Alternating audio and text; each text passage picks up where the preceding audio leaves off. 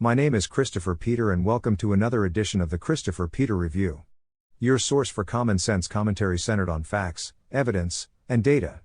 The Christopher Peter Review offers original podcasts discussing our current events, primarily focusing on ones that impact our public policy, national economy, and overall society. In this podcast episode, Storytellers, I am going to discuss how our national discourse around important political issues is highly driven by narratives, not debate. I will bring in the rest of the CRC team to discuss how we can improve the situation, see the issue in real-life examples, and identify how this impacts our social and political systems. Let us begin this special edition of the Christopher Peter Review podcast. Many high-performing people believe their work should speak for itself. In many cases it does. You have a prescribed role in a company, you deliver results against the organizational objectives and standards assigned to your role. In a well-run organization, the metrics grade you as a high performer. Many cases this is not enough to always get the recognition you deserve or the next promotion you earned. Unfortunately, corporate America requires you to shape your story and push your narrative to attain what you need. Part of your work life. The part many do not like. The part that makes work a rat race. In this rat race, you may come to the realization that you are not the only one with a pristine record or list of achievements that qualifies you for the desired position. There are always people more qualified, less qualified, or just as qualified as you. That is a reality in life that we do not always want to accept. Our parents told us we are special and we actually believe them right. Therefore, we need to sell the decision makers on why we deserve the promotion, the raise, the award more than the competition. For instance, our records may be the same, but maybe I accomplished more in less time or been with the organization for a longer period of time. Maybe I can position myself as the candidate that is more loyal or can do more with the new role. Or maybe I can posture my story to tug at their heartstrings, making them feel that my life situation needs the upsides of the result than the competition, and I will be more grateful and loyal. The best storytellers will be the ones that get the spoils. Not always the most deserving. Office politics resembles our actual politics at times, but with less resentment, anger, and democracy. Workplaces are not a democracy. There is only one or two votes that matter. In politics, there are millions of people you have to sell your story to and convince them that you actually deserve the position you spent millions if not billions of other people's donations to obtain. Then you have to do so every term to continue to access the perks of government life. The biggest threat to this process is a general public that is informed and engaged. What does it mean to be informed and engaged? First, people need to understand what the proper role of government is in our society, what falls under the scope, and how well that individual did to perform at the norm or beyond the standard expectations. Your boss most likely knows the structure of your team, what authority you operate with, and what technology impacts your quality of work. The government may be a powerful force, but there are limitations to it in areas where the government is not the best entity to address the particular issue. We must also consider precedent and historical factors. Second, people need to understand what are reasonable expectations for the government actions and what is going on around them. In selling your story, you make sure that it makes sense for what your position is and what the known situations involved. Is your story actually reflective of what was asked of you? Was it actually better than the average performance? And was the industry activity that influenced the outcomes more than your actions? Politically, this is where you see a politician come into office during a pandemic and claim job creation when the shutdown subsides. The recovery is not a direct result of your actions, but actions of others and just a natural progression of society. Third, people need to understand what constraints and factors impact the policy options available to the people in power. This is an area where tugging at someone's heartstrings comes into play. What external factors made your performance stand out that should be considered relevant? Did you have family situations that limited your availability? Which is an unfair consideration that harms single workers or ones without children. In our politics, using the energy reserves too early may lower the cost of fuel at one point but eliminate that as a solution soon after when the price rebounds. Understanding the capability, restrictions, and scope of the government along with current events and environmental factors, the general public can push back on the storytellers. When we are told that our higher cost of living is a direct result of an invasion, we can push back that the invasion may contribute to the extent of our issues, but the issue was here long before. Storytelling can be useful in life and politics, but we must make sure that we are experiencing nonfiction. In our current environment, we are constantly sold narratives that are passed off as truths. The concept of truth has become a convenient buzzword for people and organizations who offer storytelling that contains little to no truth when all is said and done. A major reason why our society is so divided is because many cannot turn away from a good story. So they defend it to anyone they come in contact with. They echo and spread it without reservations. Especially when we develop emotions around an issue. For instance, inflation is an issue that is impacting millions of Americans. Not just the rich, not just poor, but all of us. Stories that pin the blame on politicians we do not like or credit to a favored politician are more easily accepted. The non-narrative version of our experience with inflation is that inflation was going to occur to some degree with states coming out of their respective shutdowns, when production in states still under shelter in place may not meet the increasing demand. That was the natural part of the issue. Where the government deserves blame is when you pour money into the situation. Providing funds beyond the need is when you take what might have been a slight uptick and create the potential for what we experienced and continue to experience. I have stated many times that stimulus funds should only go to people with actual economic harm in the form of lost employment or lost income. Not the people who were able to work remotely without a drop in compensation. Who also saved on fuel and clothing from not working in the office. That was bad public policy. The energy policy that limited domestic production directing our consumption towards external sources also contributed to the issue. The combined poor public policy, natural economic environment, and somewhat unexpected sentiment of people not wanting to work created a situation where people had funds to spend, were willing to spend it on things other than what it should be used for, and producers not at capacity or able to find enough workers to reach capacity. Of course, the truth offers many opportunities to criticize the people responsible for enacting the policy that contributed to the pain and hardship of millions upon millions of Americans. Therefore, storytelling is helpful in taking a negative and leveraging something that people feel strongly about and blurring them together. People do not like the fact that Russia invaded its sovereign neighbor, which had a major impact on the price of oil. So, it is a convenient topic to use to create the story that the inflation you are experiencing is a result of the Russian invasion. Again, the facts show that the invasion had an impact, but it is not true that it is the source of the inflation we are facing here in America. Europe generally faces higher inflation than America. So telling us to reference their numbers is just part of the plot.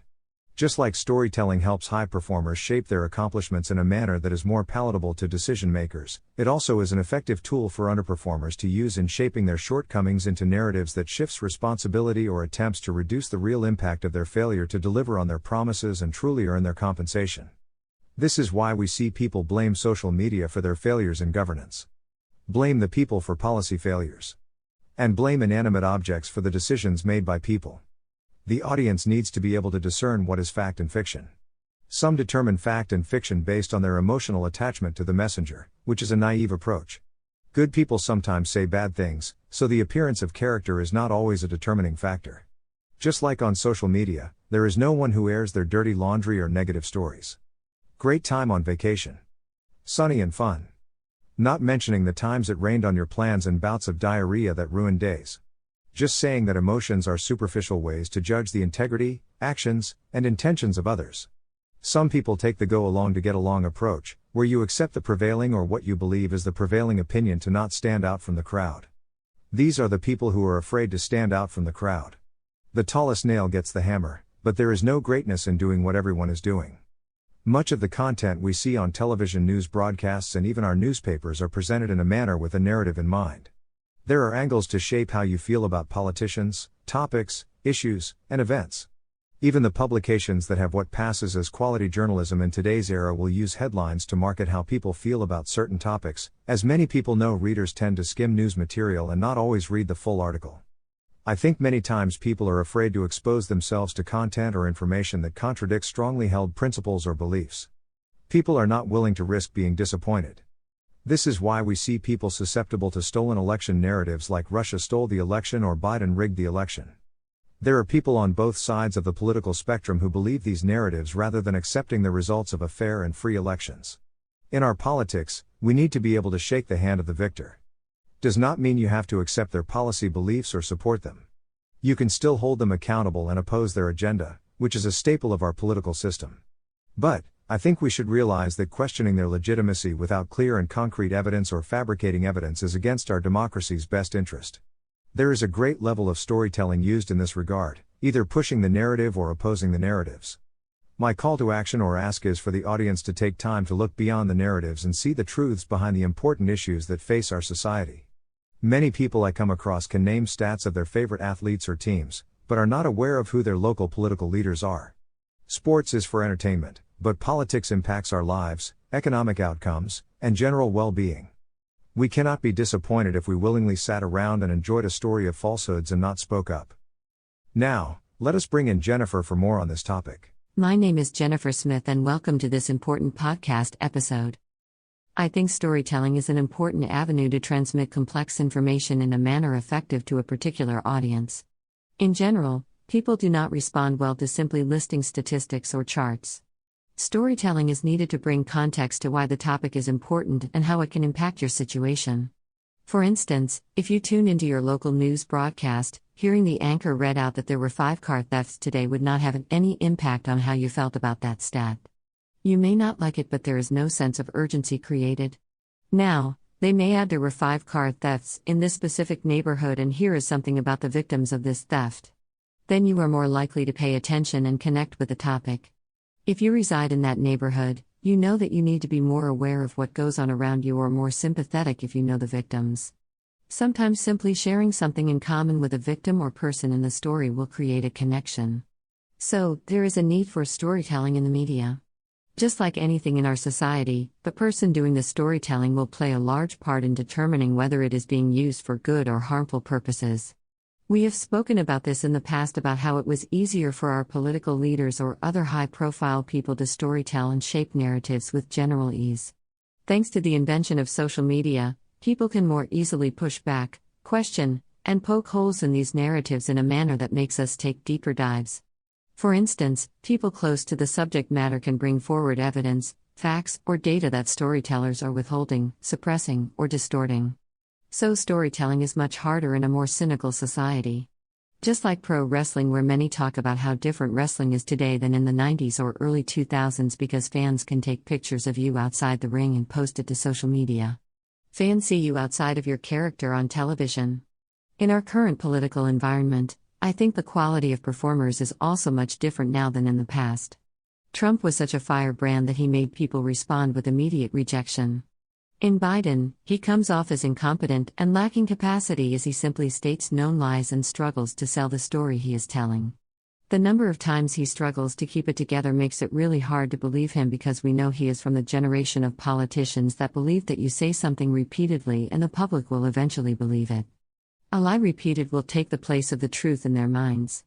But, social media counters that, which is why you see Biden and progressives come out so strongly against it. What they claimed was disinformation turns out to not always be disinformation. This is where we see the clear danger in storytelling. As we prepare for our next segment, how about we take our first perspective break? My name is Adriana. Welcome to the CRC Perspective Break. How many times have you liked or shared a story you read on social media because it touched your heart or you had some level of connection? Or how many times have you shared a meme or post that had a quote attributed to a celebrity that you wholeheartedly support? How many times did you check to see if that piece of content was accurate? How many times did you see if that person actually stated at any time in their life the words contained on the shared post? So many times we let emotions proceed ahead of our intelligence.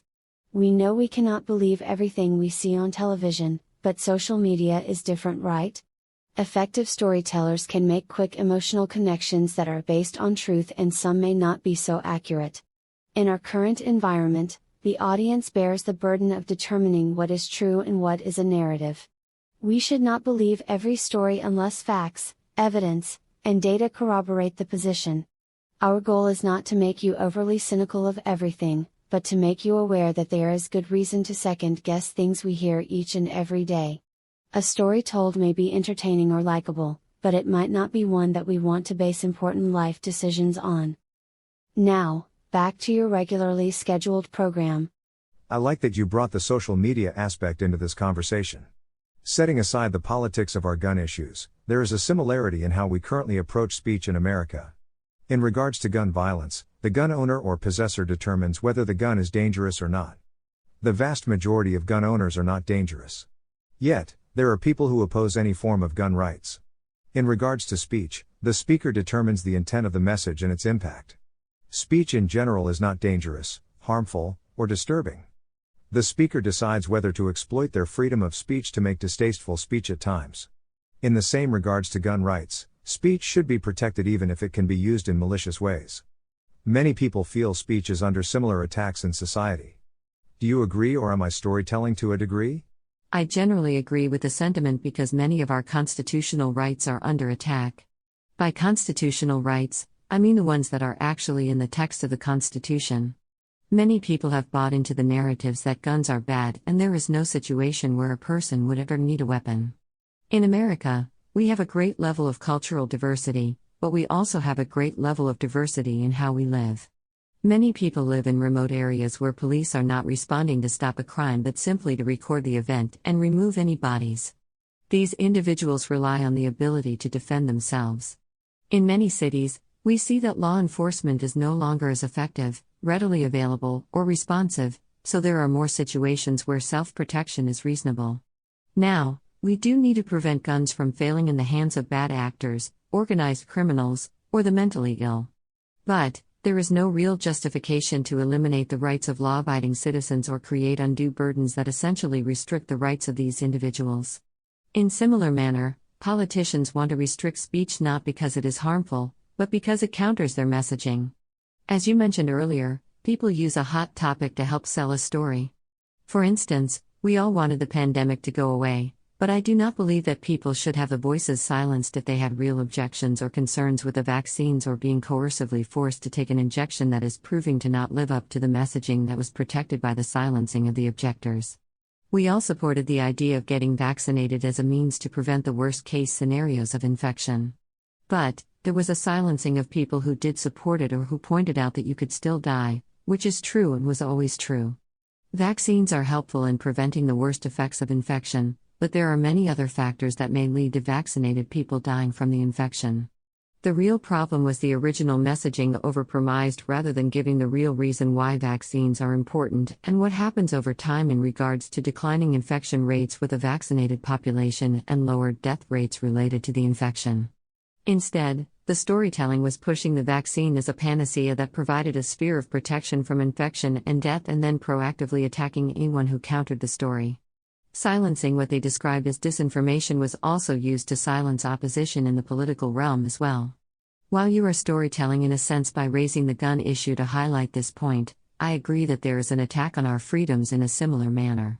Make the inanimate object or the right to speak your mind the threat rather than address that there are bad actors in society. In regard to speech, the focus seems on trying to eliminate opposition, protecting traditional channels of storytelling, and focusing on specific political opponents for purely political and inconsistent reasoning. Useful practice if you want to win elections. I know it is an analogy that probably made some in the audience cringe, but I felt that there is a similar underlying sentiment there. Traditional channels for storytelling. By this I assume you mean the news media, which is the traditional source of information people relied on to get educated on what is going on in society. The trust in the media continues to remain low. There is much great content available even in the sources that are seeing the biggest pushback from the public. The reason I feel this continues to be a problem is because there is an appearance of a lower standard of proof before running the story. There is no longer a requirement for the journalist to show any form of objectivity. In the New York Times, there are stories talking about the appearance of obstruction and framing the topic of the controversial FBI raid as justified. Outside of the issues surrounding former President Donald Trump, many people believe that obstruction of justice charges were greatly overused as a catch-all charge when prosecutors cannot prove their case. There is no requirement for people to cooperate with their own prosecution. They should not destroy evidence, but the state bears the burden of proving an actual crime occurred and that the person charged is beyond a reasonable doubt the person who did it. Some feel that obstruction alone should not be a crime. A topic for a future piece. But, it shows how the news media relies too greatly on the appearance of something taking place and running stories. In the past, I am not sure stories would have been greenlit to make it to publication with just an appearance. For political reasons, I feel that journalistic standards have been lowered. Also, to help gain ratings from bases who would be interested in the topic. Also, the inconsistency in coverage of the same behavior harms the credibility of the media. I believe that when the narratives contained on every broadcast of liberal-leaning news shows prove to be false or misleading, many people open their eyes that storytelling exists. Then these same shows strongly stood against the same act without accounting for the change of position. This helps solidify a general distrust of the news media, which is harmful for a traditional political process that relies on media assets to control national narratives. When the public distrusts these sources in favor of more spontaneous independent providers, then the political infrastructure of our system is in jeopardy in the eyes of those who benefit from it. I am not sure people will regain trust in the news media. People still seem to remain loyal to their preferred channels, but I think it will be harder for their marketing departments to overcome the perception of bias and purposefully inaccurate reporting. Also, the response was not great from these organizations as well. Instead of showing any accountability or changing the quality of content, the focus was on attacking competitors and doubling down on the same narratives that continue to be unproven. The major issue the public has is that there is a clear political bias in their content. And that political bias is impacting their quality of journalism. The political bias continues to be shown as former President Trump continues to dominate broadcasts while there is little coverage of the current sitting president who remains historically unpopular and ineffective. We see them obsess over the raid and pay little attention to the policies that are being enacted. They wonder why the marketing campaigns are not bringing the audience back in any meaningful way. I discuss the complete failure that CNN Plus was in the era where every app seems to do well. The market does not seem to have an appetite for providers who use truth as a buzzword but sell narratives to their audience. While there is still some good content available among the articles released by these organizations, there is a clear need to improve news standards. This is something needed across the board. Journalists and editorial boards need to understand their duty is to the people watching or potentially could watch and not the political parties or subjects of their stories. We see many of these shows have lower ratings than shows hosted by comedians, which are generally entertainment shows. People getting news from the wrong sources should be a topic in the future, but I think it shows that people across the board are not happy with the products available. From a branding perspective, news organizations need to make money to exist and compete. There are many places to get news content and news commentary with new ones popping up each and every day. Many people are more attracted to night shows hosted by these comedians than the all-day everyday news networks. Many people prefer to get their news commentary from podcasts, videos, or radio. But many of these sources are not objective at all and value comprehensive coverage even less. While I do like podcasts, obviously, I do expose myself to these news providers because it is important to see how people with different perspectives view the same topics, issues, and events, despite the obvious biases. Not just for show ideas, but for intellectual exercises. There are times or issues where someone may have an opposing general ideology or party affiliation, but I may agree with their position on the subject. As much as many of these narratives seek to isolate us into our respective ecosystems, I think it is very important that we are able and willing to understand different points of view. While there are biases, not all content is biased to the point of irrelevancy. The biggest challenge I see is that we must remember that these news organizations are not just private enterprises, but also serve as institutions in our society, which is why they are afforded protections associated with the press. At some point, there needs to be some acknowledgement that a balanced approach is needed to maintain your brand while serving your purpose to society. Otherwise, they will become obsolete. Institutions change over time. Newspapers took a backseat to local news broadcasts, which were supplanted by national news channels. Newspapers and local broadcasts still exist, but they are no longer the dominant source of news information as they were in the past. Technology changes industries, and we cannot expect that institutions will not succumb to the pressures and challenges created when new competition enters the market. Old media protected the public's interests with rigid editorial processes and journalistic standards that are much harder to implement.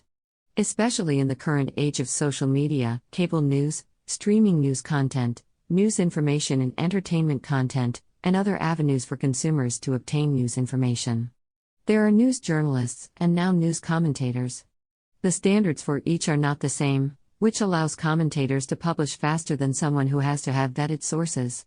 There is a clear noticeable decline in quality, which makes it appear that stories go to publication much faster if they attract views, likes, or clicks and shed the subject in a desirable manner.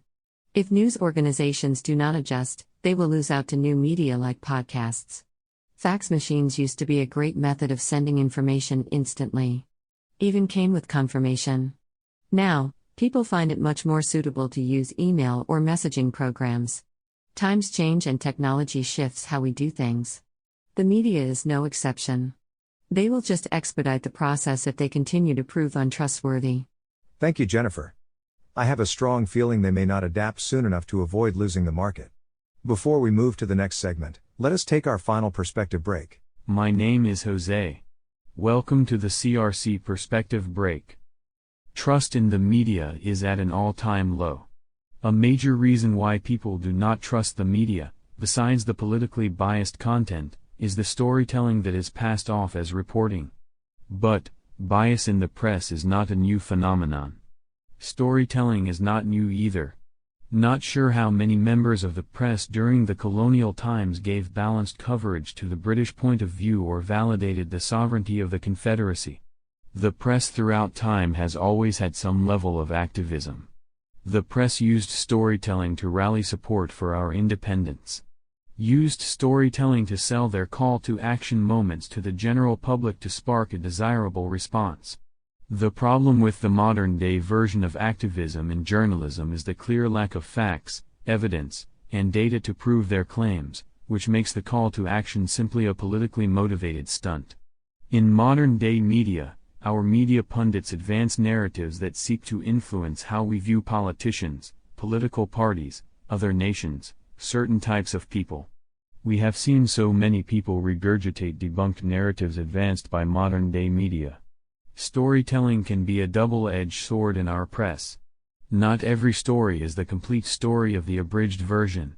So we have to be aware that not every storyteller is trying to make the world a better place. They may just be trying to advance a political narrative. Now, back to your regularly scheduled program.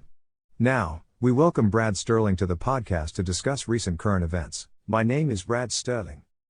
The top story dominating the headlines is the executive order issued by Joe Biden to forgive up to $20,000 in federal student loan debt, depending on whether the borrower has Pell Grants or not. Although many prominent Democrats previously claimed the President of the United States does not have the authority to eliminate debt, Biden is using the HEROES Act that allows for the Secretary of Education to waive debt in certain emergency situations. The rationale Biden is using to justify such a move is the claim that these borrowers are burdened with debt. Those opposing this move point out the fact that this measure does little to provide relief to those who did the right thing and paid off their loans. It seems like a political payoff conveniently done heading into the midterms with a highly unpopular president. Another story that continues to make headlines is the raid on Mar-a-Lago, where the redacted warrant was released. President Trump also took legal action to request a third-party reviewer of the material as well as a detailed list of what was taken from his residence. Not much is ever gained from a redacted document, but again, those who hold negative views of Trump will believe it gives some level of credence to the crime of obstruction. The crime that is kind of considered a last-ditch effort for law enforcement to use if they cannot prove a real crime. The economy is still in an uncertain state. Energy prices are declining, which could be a result of releasing oil from our reserves. Once that measure runs out, who knows what will happen to the prices? The storytelling around the decline is being shaped around the cost savings, but there is no real cost savings because the prices still exceed the price level on Inauguration Day. Prices of natural gas still remain elevated. Inflation overall still remains an issue that the federal government and the Federal Reserve struggle to address. These are the top-of-mind stories for the past week. Thank you, Brad. The student debt forgiveness is somewhat a farce because the amount is negligible to the individual but highly costly to the taxpayers. The messaging is inaccurate at best. Here is the storytelling in this issue.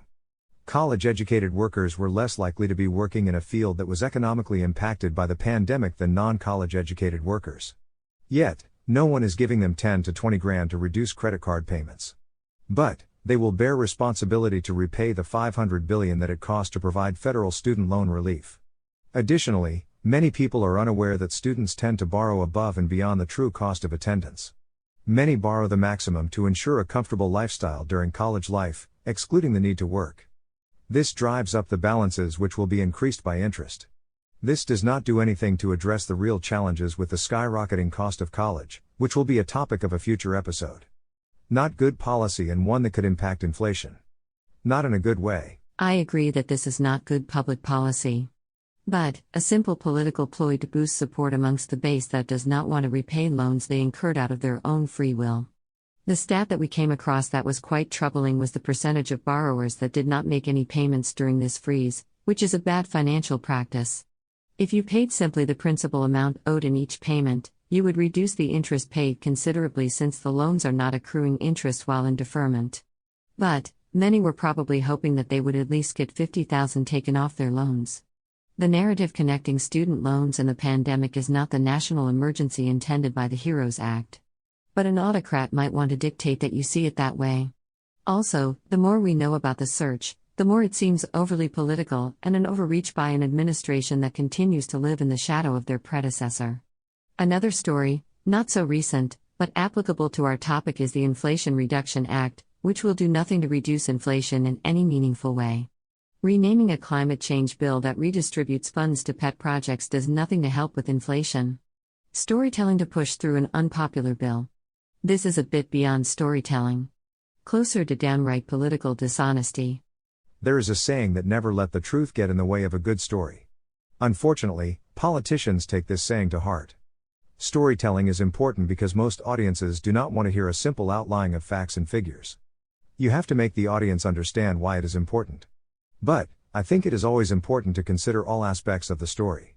When we see the coverage of former President Donald Trump, who is the constant focus of the press despite being out of office for almost 2 years, we see the storytellers present the narrative of Trump, but never question whether they are wrong or whether the people they are giving a platform to are wrong.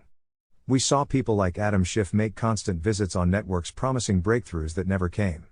But no one ever questions why he is coming on these shows and why all his promises and predictions proved false to this point.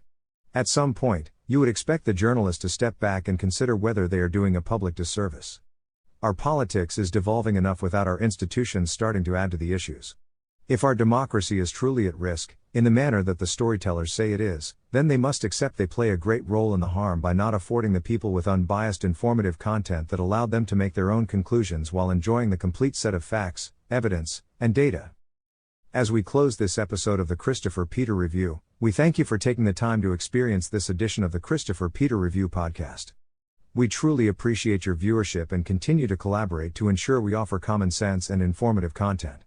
The Christopher Peter Review features not only this podcast, but feature commentary from Christopher Peter and news coverage via yours truly.